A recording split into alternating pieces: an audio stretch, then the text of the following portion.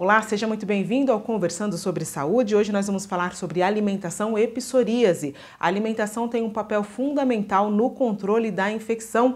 É um problema aí que atinge mais de 2.600.000 brasileiros todos os anos. E a partir de agora, as entrevistas num formato diferente, um formato podcast, é uma forma da gente ouvir profissionais de todas as regiões do Brasil. Vamos à entrevista.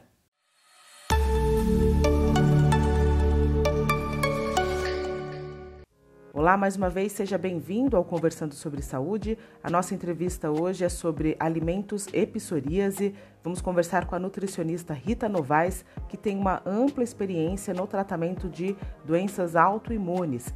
Rita, seja muito bem-vinda ao Conversando sobre Saúde e obrigada por aceitar o nosso convite para participar. Muito obrigada aí pelo convite. Rita, existe relação entre a alimentação e a psoríase? Sim, existe uma relação sim. Toda doença autoimune é muito importante fazer investigação para saber qual alimento a pessoa tem a sensibilidade. Por quê? A pessoa ela já tem um órgão-alvo, que ela está tendo a patologia, e é importante identificar. Nós temos alguns alimentos que nós chamamos de alimentos chaves, que são alimentos inflamatórios, mas é bem importante fazer os exames para verificar aqueles alimentos na qual piora mais a psoríase do paciente. Bom, então cada pessoa é um caso específico, ela precisa fazer um acompanhamento. Mas assim, no geral, quais são os alimentos que são aqueles que mais são identificados que têm relação com a psoríase e que devem ser evitados?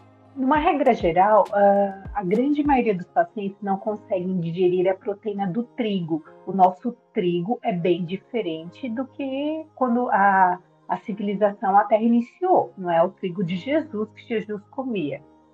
Como essa proteína ela acaba não sendo digerida, ela é apresentada como um corpo estranho para o nosso corpo. E o que é interessante é retirar a questão do trigo para o paciente, principalmente com doença autoimune. Por quê? Essa proteína não digerida vai ser apresentada para o nosso corpo. A mesma coisa acontece com a questão da proteína do leite. Então, esses dois alimentos são bem interessantes, principalmente naquele período que a pessoa está iniciando o tratamento, para que ela consiga fazer toda a diminuição do processo inflamatório. Alimentos como fritura,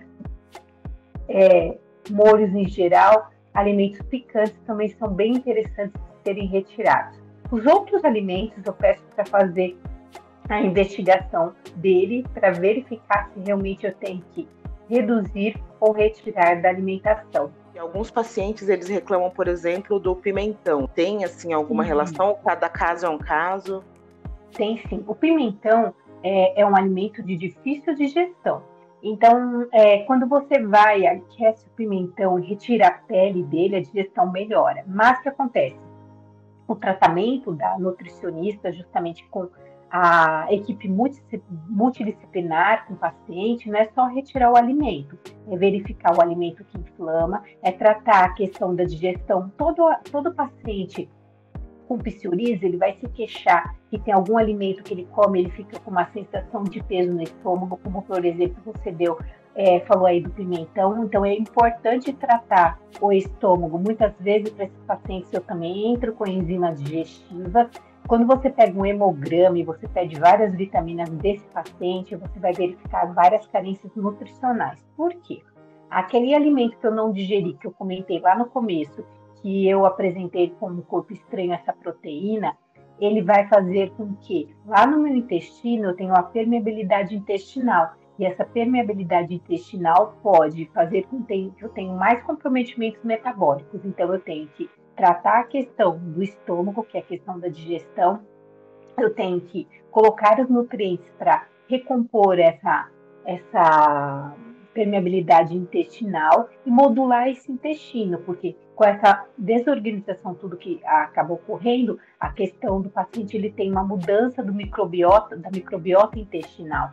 Então, como por exemplo, você falou do pimentão, inicialmente se a pessoa está sentindo muito peso, eu vou lá e retiro o pimentão, vou fazendo toda essa abordagem nutricional e verifico se mais para frente eu consigo voltar com o pimentão ou não.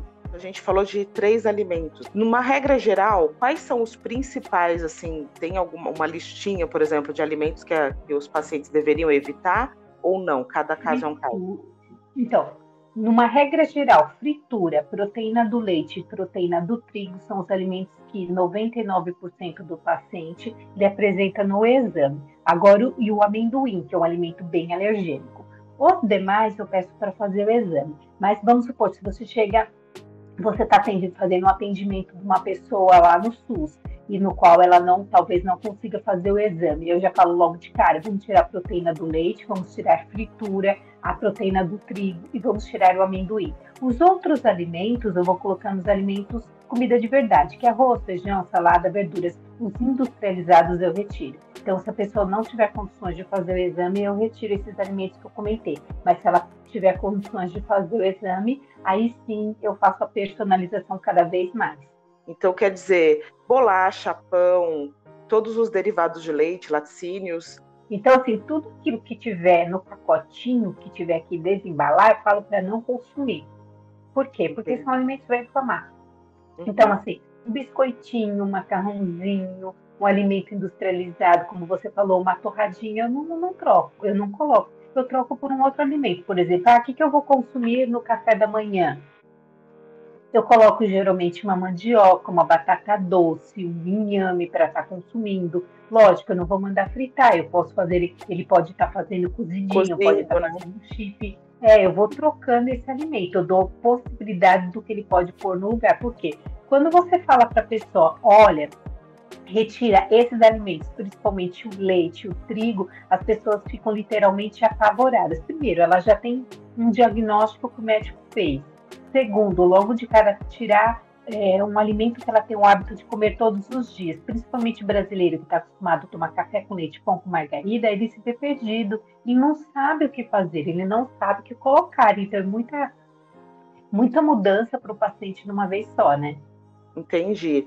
Bom, pessoal, estou fazendo aqui a entrevista com a nutricionista Rita Novaes a respeito da alimentação e psoríase e gostaria de pedir para você que, se estiver gostando dessa entrevista, aproveita e já se inscreva no canal, deixe o seu like, né? Acompanhe o nosso trabalho, sempre com entrevistas que podem ajudar você. E se essa entrevista estiver te ajudando e você conhecer pessoas também que têm o mesmo problema, aproveite e compartilhe para que você divulgue essa informação e mais gente também possa ser ajudado, né? Para a gente continuar, Rita, assim como tem alimentos que são prejudiciais, tem outros que podem contribuir com a melhora, né, das manchas e da coceira na pele. Muitas pessoas falam, por exemplo, dos alimentos ricos em ômega 3, né? Existe essa relação? Existe sim. O consumo de peixes, o consumo do próprio ômega 3, que é a cápsula, é bem indicado para paciente com psoríase. Eu gosto bastante de acrescentar o coco, né? O coco ele tem uma gordura boa, o abacate também. Então, introduzir os alimentos que têm uma gordura boa é bem interessante. Paciente com psoríase, às vezes eu uso 3, 4 gramas de ômega 3. Não é 4 gramas da cápsula, é 4 gramas do ativo. Porque às vezes o paciente ele fala assim, eu estou consumindo ômega 3, eu não estou vendo resultado. Por quê? Às vezes ele compra realmente 1 grama, só que é 1 grama da cápsula. Só que naquela concentração não tem o ativo da forma adequada. Então eu indico alguns ômega 3 que tem uma concentração maior. Agora, se ela consegue estar consumindo pelo menos 2, 3 vezes por semana peixes, eu acabo acrescentando. E quais são os peixes que vão ter o ômega 3? Então, sardinha, cavalinha, bacalhau, salmão, todos os peixes de profundidade, ele vai ter uma concentração melhor de ômega 3. E o ômega 3, ele vai lá no intestino contribuindo para eu reduzir aquela permeabilidade intestinal. Então, assim, as gorduras boas ajudam bastante no paciente, principalmente para reduzir a questão da coceira. Bom, pelo que você está falando também, é muito importante fazer sempre o acompanhamento com um nutricionista para poder saber exatamente quais são os alimentos, como você deve consumir, para fazer o acompanhamento correto. Com certeza. O tratamento do psoríase é um tratamento multidisciplinar. Então, é o dermatologista, a nutricionista, o psicólogo, por quê? Porque ele tem um gatilho emocional, então é importante tratar esses gatilhos também. Agora, se tiver mais algum outro órgão que seja comprometido além da pele, é importante também fazer acompanhamento com outros profissionais também. Então, sempre tratar de uma abordagem integrativa e paciente, ele vai ter o melhor resultado. Ótimo. O álcool e outras bebidas também têm relação com a doença? Piora muito o álcool. Então, assim, aquele paciente que ele fala assim, só final de semana eu vou tomar uma cervejinha. A cerveja, por exemplo, tem mais o glúten, que eu comentei que não era tão indicado, e o álcool. O álcool, qual que é a função dele? O álcool ele vai ser metabolizado lá no fígado. Então, quando ele é metabolizado, além dele passar lá no órgão e acaba lesando o órgão, ele acaba reduzindo as vitaminas. Então, eu acabei falando em algum momento da entrevista que as vitaminas estão diminuídas no paciente que estão com psoríase e eles estão lesando a parede intestinal. Então, se ele vai lá e fica consumindo álcool, a aderência ao tratamento, ao progresso do tratamento fica pior, é mais demorado. Então, se o paciente puder não tomar álcool de jeito nenhum, vai ajudar muito. E hoje, muitos pacientes, eles fazem o tratamento com medicamentos imunobiológicos, né? Uma nova forma aí de tratar a psoríase. Existe alguma restrição alimentar em relação a esse tipo de tratamento? Né? Por exemplo, algum alimento pode interferir na eficácia do medicamento? Não, hoje a gente não vai ter nenhum tipo de alimento que pode atrapalhar o imunológico. A única coisa que eu acho bem interessante é verificar os alimentos mesmo que a pessoa já vinha consumindo, que ela estava inflamando. Mas aí o médico vai fazer a prescrição do medicamento imunológico e a pessoa já vai começar a ter uma melhora, um processo de recuperação, principalmente da questão da pele, uma redução dessa questão da coceira, e fazer toda aquela introdução alimentar, aquelas alterações que eu comentei, vai ajudar bastante esse paciente. Mas com relação de consumir algum alimento que vai atrapalhar o imunológico, não. Você falou no começo da entrevista, só para a gente reforçar, quando a pessoa tem psoríase, o primeiro passo, então, é fazer uma investigação do que pode estar potencializando os alimentos, né, que podem estar potencializando a doença, ou ela pode ser a causa da doença, ou não, tem relação? É que assim, a doença geralmente ela vem pelo gatilho emocional. Quando você fala assim, eu tenho psoríase, a pessoa ela teve alguma coisa impactante na vida dela, um falecimento de uma família, um período que ela ficou desempregada, teve gatilho emocional. Esse gatilho emocional, ela já tinha a doença que vinha se desenvolvendo.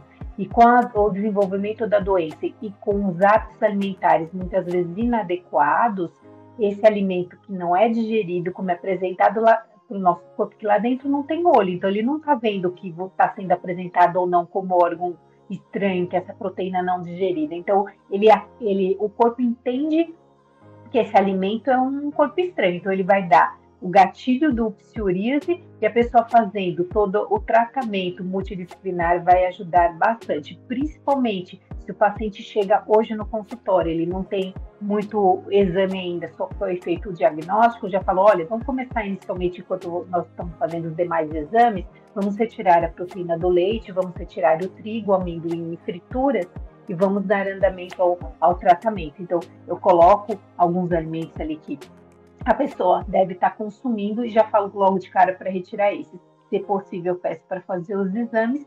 E assim, todo paciente também que ele está com psoríase, que ele tem um nível de metais pesados altos. Então, a priori, eu retiro esses alimentos, vou começando a tratar a questão intestinal, porque a flora intestinal desequilibrada também contribui para que eu não absorva as vitaminas, para que eu piore essa permeabilidade intestinal. Então, é um trabalho que você não vai dar simplesmente um cardápio, você vai fazer um tratamento para esse paciente para que ele consiga melhorar cada vez mais. Porque o imunológico, o paciente vai estar o paciente não, o médico vai estar prescrevendo e vai estar fazendo o acompanhamento juntamente com o paciente. Então, trabalhar principalmente com alguns fitoterápicos, como o alcaçuz, como chá verde, como equinácea, e dentre outros, vai depender de como está o paciente, vai ajudar além da alimentação no sistema imunológico dele também. Rita, para a gente encerrar, essas orientações, elas podem ser seguidas por pessoas de todas as idades, porque hoje a gente tem até crianças que também têm psoríase. Desses alimentos que eu falei, dessas orientações que eu dei, não tem nada que compromete. A grande maioria das pessoas tem pavor de tirar o leite, que diz que vai faltar cálcio. Na verdade, assim, eu coloco outros alimentos, como folhas verdes escuras, sementes oleaginosas, que são fontes de cálcio. Se de qualquer forma eu verificar que através do exame a pessoa não está conseguindo consumir todos aqueles alimentos, são fontes de cálcio, talvez por uma questão que não goste daquele alimento, aí eu faço a suplementação via oral por cápsulas, o sachê, seja lá da forma adequada, que seja para o paciente. Mas na grande maioria, quanto a isso, não vai faltar. Eu fico muito mais preocupada quando a pessoa continua consumindo o leite e ela continua inflamando do que propriamente com o nutriente que eu consigo colocar através da alimentação. Ah, tá certo então, Rita. Muito obrigada pela sua participação. Muito obrigada a você. Para acompanhar o trabalho da Rita nas redes sociais, o Instagram nutricionista_Rita Novaes. Se você gostou dessa entrevista, compartilhe aí nas suas redes sociais, deixe o seu comentário, seu like. Muito obrigada pela sua companhia e até a próxima entrevista.